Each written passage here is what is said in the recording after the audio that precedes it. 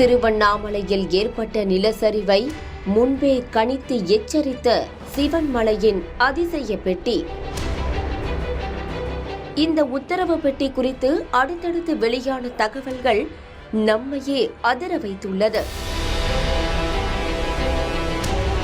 எப்படி கணித்தது உத்தரவு பெட்டி? பெட்டிக்குள் நடந்த மாற்றங்கள் என்ன பார்க்கலாம். திருப்பூர் மாவட்டம் காங்கேயம் அடுத்துள்ள சிவன்மலை சுப்பிரமணிய சுவாமி கோவில் அருணகிரிநாதரால் பாடல் பெற்ற தலமாக விளங்கி வருகிறது. இங்குள்ள சிவன்மலையில் உள்ள ஆண்டவன் உத்தரவு பெட்டி மிகவும் பிரசித்தி பெற்றதாகும். நாட்டில் நடக்கக்கூடிய இயற்கை பேரிடர்கள், இன்னல்கள், பிரச்சனைகள் என அனைத்தையும் முன்பே கணித்து உணர்த்துவதால் காரணமூர்த்தி என்ற பெயர் உண்டு.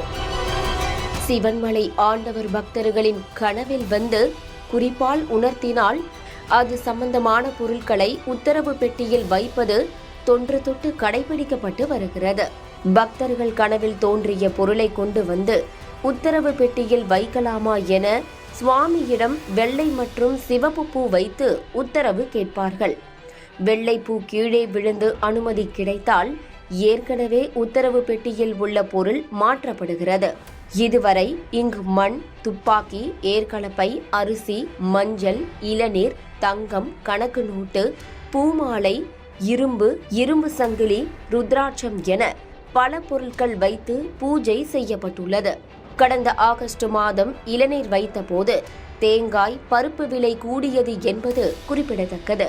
இதுபோல இங்கு வைத்து பூஜை செய்யப்படும் பொருள் சமுதாயத்தில் ஒரு தாக்கத்தை ஏற்படுத்தும் என்பது பகுதி மக்களின் நம்பிக்கையாக இருந்து வருகிறது.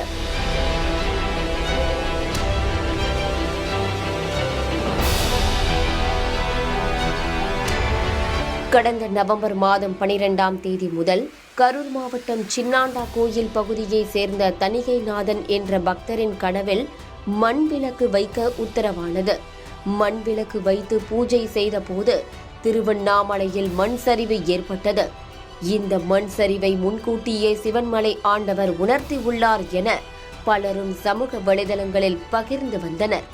அதன் பின்னர் இன்று உடுமலை பகுதியை சேர்ந்த சேர்மராஜா என்பவரின் கனவில் ஆண்டவர் காசி தீர்த்தம் வைத்து பூஜை செய்யுமாறு உத்தரவானது.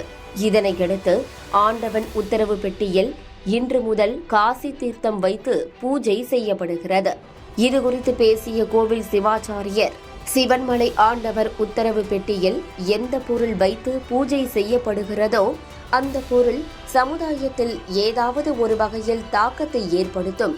காசி தீர்த்தம் வைத்துள்ளதால் ஆன்மீகம் வளரும், சுபகாரியங்கள் தங்கு தடையின்றி நடைபெறும் எனவும் இதன் தாக்கம் போக போகத்தான் தெரியவரும் என்று ஒரு விதமான பக்தி மனநிலையுடன் தெரிவித்தார்.